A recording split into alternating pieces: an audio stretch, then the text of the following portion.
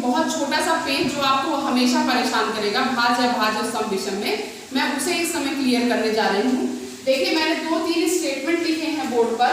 मैंने सबसे पहला वाक्य लिखा है कि सभी सम संख्याएं भाज्य संख्याएं हैं। क्या ये सही है या गलत? फिर मैंने दूसरा लिखा है सभी विषम संख्याएं अभाज्य संख्याएं हैं। ये सही है या गलत? फिर सभी अभाज्य संख्याएं विषम संख्याएं हैं। ये बच्चों के बीच में ये बहुत कंफ्यूजन क्रिएट कर देता है, बच्चे समझ ही नहीं पाते, बस वो तुक्का मान के किसी को सही किसी को गलत तो किसी को सही गलत ऐसे कर देते हैं। वो कभी उसमें उलझने की कोशिश नहीं करते कि एक्चुअली है क्या। चलो हम लोग शुरू करते हैं। जैसे ये पहला लिखा है सभी सम संख्याएं भाज्य संख्याएं हैं।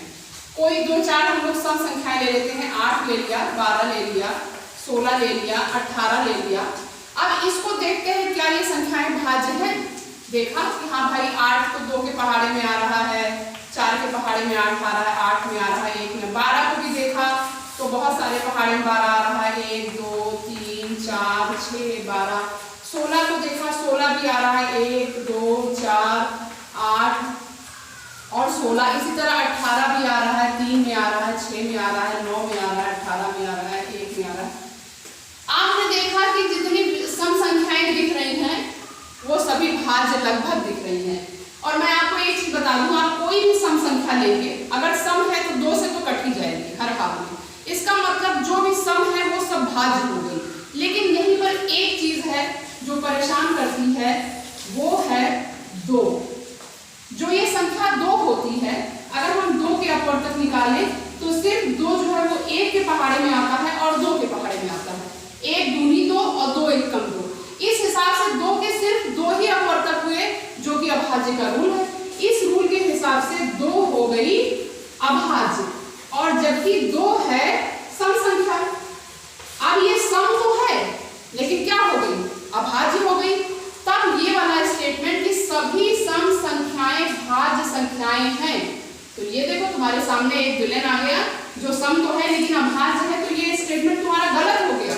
सिर्फ एक किसके कारण, सिर्फ एक 2 के कारण ये स्टेटमेंट तुम्हारा गलत हो गया। अगर ये भी 2 ना होता तो ये तुम्हारा स्टेटमेंट सही हो जाता।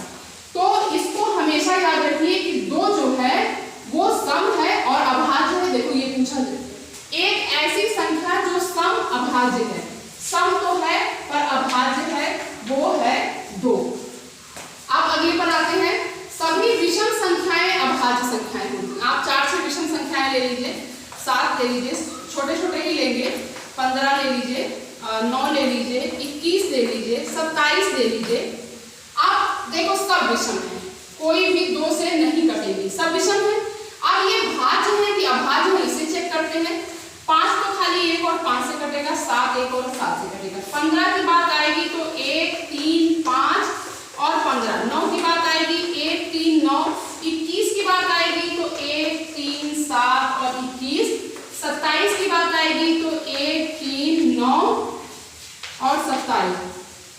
ठीक, इस तरह से आप देख रहे हैं कि ये 2 संख्याएं तो ऐसी हैं जिनके 2-2 अपवर्तक हैं। बाकी सभी संख्याएं कई पहाड़ों में आ रही हैं। भले ये विषम हैं लेकिन ये अभाज्य नहीं है। तो यहां पर हम लिख दे रहे हैं कि विषम है,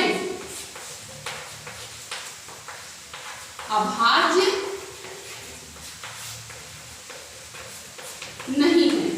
अब तब ये लाइन सभी विषम संख्याएं अभाज्य संख्याएं होती हैं, ये लाइन गलत हो गई।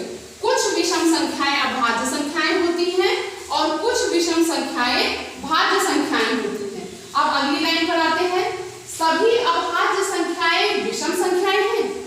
यानी जितनी भी अभाज्य 2-4 अभाज्य संख्याएं ले लो, जैसे 17 ले लो, किसी से नहीं कटेगा, 19 किसी से नहीं कटेगा, 23 किसी से नहीं कटेगा, 29 किसी से नहीं कटेगा, 31 नहीं कटेगा, इस तरह से और बहुत सी संख्याएं हैं जो किसी से नहीं कटेगी। तो क्या ये सभी संख्याएं विषम हैं? हाँ, लगभग विषम हैं, लगभग सारी। इसमें भी एक वही विलेन है, 2 ऐसी संख्या है जो अभाज्य तो है लेकिन विषम नहीं है, लेकिन विषम नहीं है। इसी 2 के कारण ये स्टेटमेंट भी गलत हो गया।